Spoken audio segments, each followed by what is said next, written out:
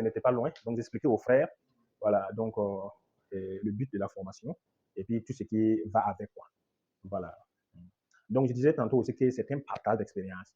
Donc, si vous avez déjà vécu une expérience que vous voulez partager aussi, vous avez déjà vu quelque chose à quelque part, ou bien vous êtes dans le domaine, vous avez déjà vu quelque chose que les autres n'ont pas vu, vous pouvez décider de parler parce qu'ici, on est entre frères. Voilà, vous pouvez parler, partager votre expérience. Surtout, n'hésitez pas à poser des questions. Voilà. Donc, c'est le but du cours comme ça. Donc, on va revenir un peu en arrière pour qu'il en profite un peu. Voilà. Donc, je disais que d'après les statistiques nationales en 2021, la consommation journalière de la volaille à Ouagadougou s'élevait environ à 80 000 têtes de volaille à Ouagadougou et plus de 50 000 têtes de volaille à Bobo-Dioulasso. Ceci générait un chiffre d'affaires de 325 millions par jour. Donc, le but de cette formation, c'est de faire de telle sorte que désormais, vous aussi, vous faites partie de ces personnes-là qui en bénéficient de cette opportunité.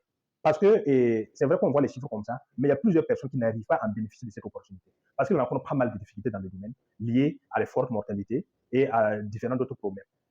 Par la suite, je disais que pour réussir votre élevage, il n'y a pas 1000 façons de réussir en élevage. Il y a 4 grandes étapes seulement que vous devez respecter. Si votre élevage ne fonctionne pas, ne cherchez pas loin. C'est parmi ces 4 étapes, il y a une des étapes que vous n'avez pas respectées. Il faut aller là-bas et puis voir qu'est-ce que vous devez faire prochainement pour que ça marche. C'est ça que ça doit fonctionner. Voilà. Donc, et ces étapes, on avait vu le bâtiment, la construction, les normes liées à la construction du bâtiment. Donc, le bâtiment à lui seul occupe jusqu'à 50% de réussite de votre activité agricole. Un bâtiment qui est mal fait, les problèmes vont vous suivre jusqu'au bout. Et le bâtiment aussi, vous n'avez pas besoin que le bâtiment soit de haute standing. Un bâtiment simple et les normes sont très bien respectées. Vous n'avez pas besoin de prendre plusieurs millions pour construire un bâtiment d'élevage. Non, non. On peut construire un bâtiment d'élevage avec plusieurs millions et à la fin, ça ne va pas respecter les normes qu'on veut. À ce moment, ça ne sert à rien. Vous allez subir des difficultés jusqu'au bout encore. Voilà. Vous pouvez prendre un simple hangar seulement, construire moins d'1 million, construire un simple hangar seulement avec des anciens tôles, avec des anciens grillages, mais ça va fonctionner par rapport à celui qui a dépensé des millions. Ce sont des normes seulement qu'on doit respecter. Voilà. Bon, sinon, il y a un support, hein. Il y a un support électronique que je vais vous envoyer dans le groupe. Vous avez tous des téléphones Android. Voilà, il y a un support. Puisque tout ce qu'on voit ici, il y a un support. Puisque le but, c'est de vous permettre de bien suivre le cours. Parce que quand vous suivez, vous allez mieux comprendre par rapport. Ce qu'on a, on a la construction du bâtiment. Après la construction du bâtiment, la deuxième étape maintenant, ce sont les mesures de biosécurité.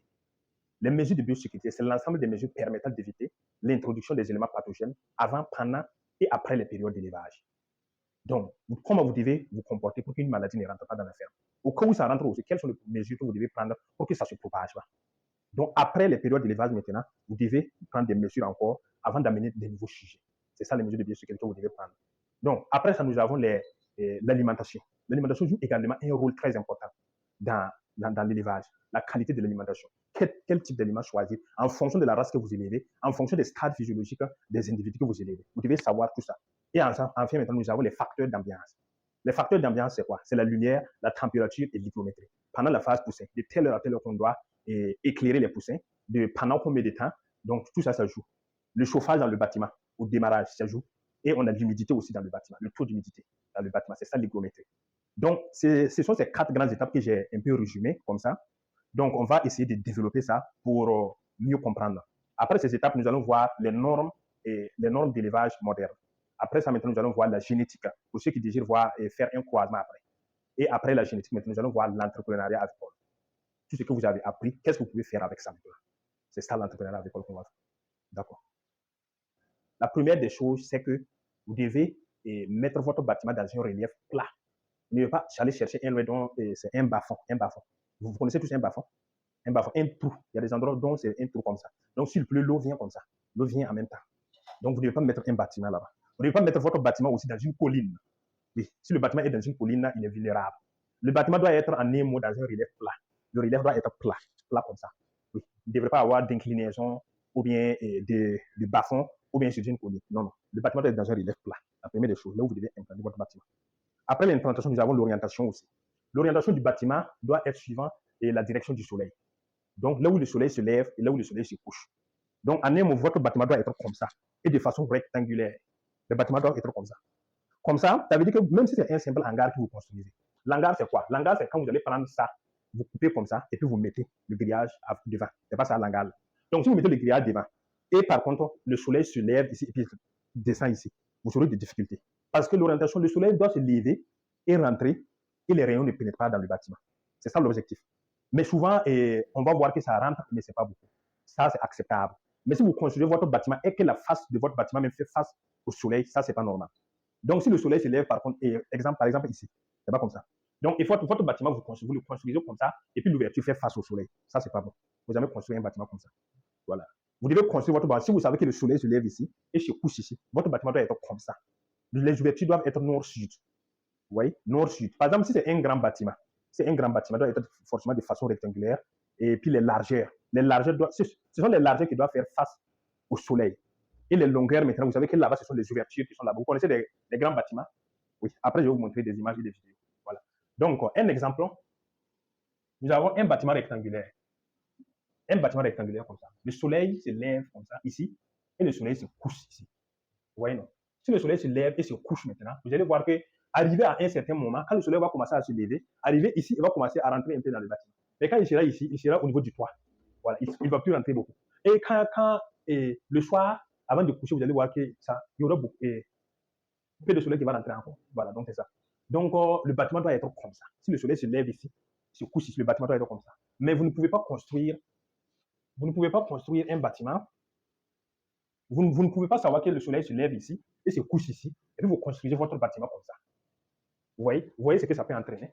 Donc, ça veut dire que quand le soleil va se lever comme ça, il va passer par là. Donc, ça veut dire que du matin jusqu'à 12 heures, le soleil va rentrer dans le bâtiment. C'est 12 heures, 13 heures maintenant qu'il sera ici. Et après, ici, à partir de 14 heures, il va commencer à rentrer dans le bâtiment. Vous voyez, c'est ça la conséquence. Il ne faut jamais faire un bâtiment comme ça. Le bâtiment doit suivre la direction du soleil. Et puis, les ouvertures doivent faire face nord-sud pour faciliter l'entrée d'air. Ça, c'est le bâtiment. Ça, c'est l'orientation du bâtiment. Après l'orientation, nous avons les dimensions du bâtiment. Le bâtiment doit être obligatoirement rectangulaire. Même si c'est un petit bâtiment, il faut faire des choses que ce soit rectangulaire.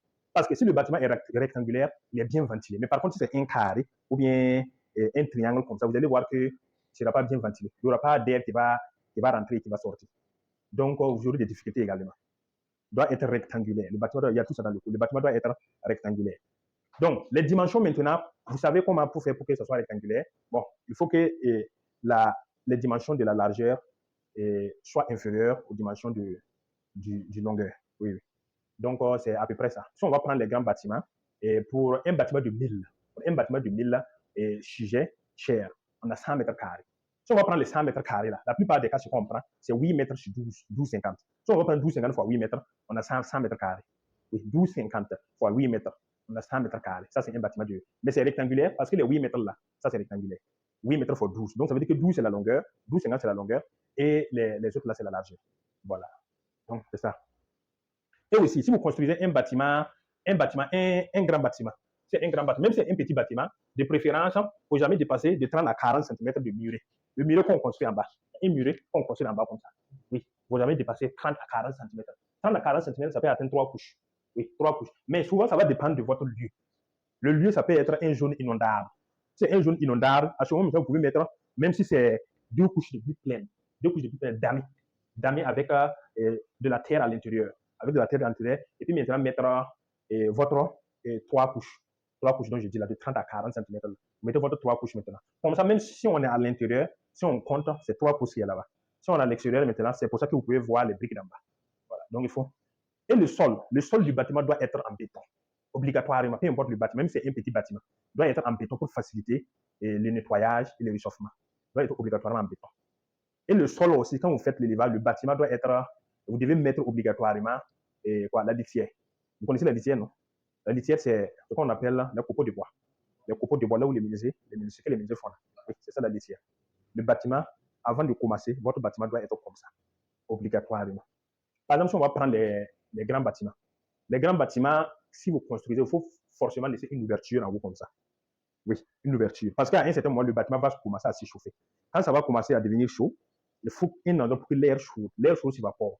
Ça va monter en haut et puis partir. Mais s'il n'y a pas ça, vous allez si vous rentrez dans le bâtiment, vous allez remarquer que c'est trop chaud. Donc, hop, comme ça, c'est pas bon. Voilà. Les ouvertures d'en haut, ça c'est obligatoire pour les grands bâtiments. Si ce sont les hangars, les simples hangars, là, ça c'est pas obligatoire. Oui, parce que souvent, il y a des gens aussi qui font ça et puis c'est du bruit. Ça, c'est pas obligatoire. Non, non. Je ne sais pas si vous avez des questions au niveau du bâtiment. Parce que si on prend les chairs, on va arriver là-bas à un certain moment. Les chairs, c'est 10 sujets par mètre carré.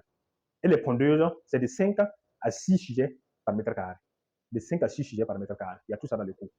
Donc, votre bâtiment, il n'y a pas un bâtiment spécifique pour les chairs et un bâtiment spécifique pour les pondeurs, il n'y en a pas. On peut construire un bâtiment. Si on construit un bâtiment de 200 mètres carrés, les 200 mètres carrés maintenant, on peut élever 2000 chairs déjà. Mais on ne peut pas élever 2000 pondeuses déjà. Ce qu'on peut, c'est au moins ce qu'on peut entre. C'est la moitié maintenant. La moitié, c'est-à-dire 5 sujets par mètre carré. Si on va prendre, on aurait 1000 pondeuses qu'on peut élever dans un bâtiment de 200 mètres carrés.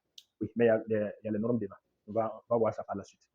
Voilà, ça c'est la construction. En un mot, c'est les mots clés que vous devez, et les éléments clés que vous avez besoin pour construire un bon bâtiment. C'est ça que je vous ai cité comme ça. Pour construire un bon bâtiment, vous n'avez pas besoin d'aller chercher, d'aller voir quelqu'un qui a fait des études et autres. Voilà. Vous êtes votre propre technicien.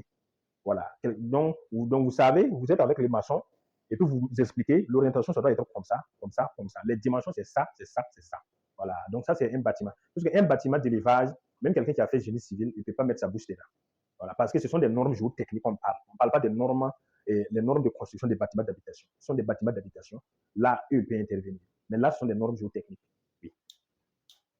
Voilà. Donc, après la construction du bâtiment, ce qui vient, ce sont les facteurs d'ambiance. Les facteurs d'ambiance, on avait parlé de la lumière, la température et l'hygrométrie. Ça, c'est surtout nécessaire au démarrage. Parce qu'au démarrage, quand les poussins vont venir, les poussins sont déjà habitués à une certaine ambiance dans la couveuse. Vous voyez, dans la couveuse, il y a la température, il y a l'humidité, tu vois, il y a la lumière qui s'allume et qui s'éteint. Donc, si le poussin sort de la couveuse, vous devez maintenir cette même ambiance au fur et à mesure pour les habituer. Et après, maintenant, vous allez commencer à diminuer le rythme. Mais c'est à cette étape qu'il y a plusieurs personnes qui font beaucoup d'erreurs. Parce que si vous ratez votre démarrage, ça va vous suivre. Ça va vous suivre. À un certain moment, vous êtes obligé de vendre. Si ce sont des pondeurs, vous êtes obligé de les vendre et puis avoir la paix. Donc, ça aussi, c'est aussi important que la construction du bâtiment. Oui, le bâtiment occupe jusqu'à 50%. Mais ça aussi, c'est important. Parce que s'il y a un bon bâtiment, ça facilite tout ça aussi.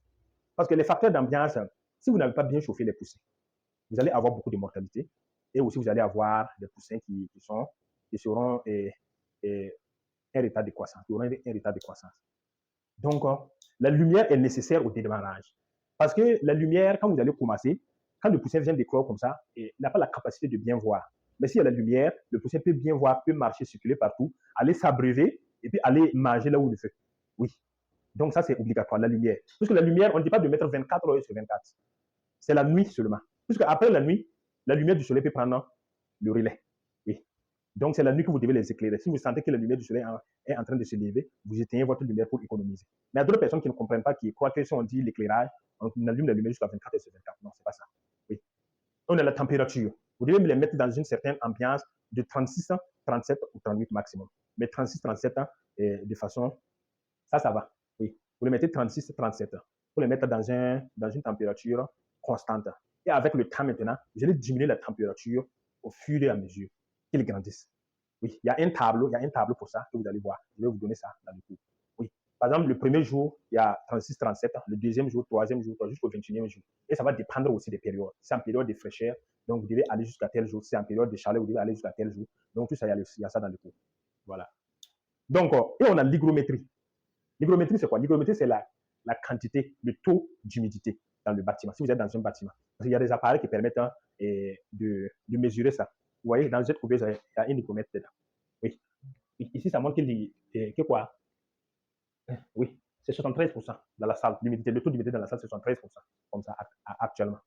Donc, si vous mettez les poussins, quand les poussins viennent de sortir de la couveuse, le taux d'humidité était de 80 à l'éclosion. C'était de 80% de taux d'humidité. Vous devez maintenir ça aussi au démarrage. Vous devez obligatoirement maintenir cette taux d'humidité au démarrage. C'est avec le temps maintenant que vous allez diminuer au fur et à mesure qu'ils grandissent. Donc, ça veut dire que ce sont les trois dans les facteurs d'ambiance. C'est l'ambiance que vous devez maintenir sur les poussins. Vous devez maintenir cette ambiance-là au fur et à mesure maintenant que vous allez diminuer. Sinon, si vous mettez des poussins comme ça, vous prenez des poussins, vous ne savez pas l'intervalle de température que vous allez les chauffer, vous ne mettez pas la lumière, ou bien vous n'avez pas des périodes pour mettre la lumière, vous mettez au hasard, et aussi au niveau de quoi? Au niveau d'humidité aussi, vous ne respectez pas ça. Donc, vous pouvez rater votre démarrage. Or, pour que ce soit la chair et la ponte, si vous ratez votre démarrage, vous allez payer le prix cher.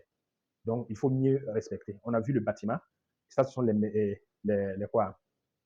facteurs d'ambiance maintenant. Voilà. Je ne sais pas s'il y a des questions. Après le bâtiment, les facteurs d'ambiance. Oui. Et au niveau de quoi? Au niveau de l'hygrométrie. Vous vous demandez comment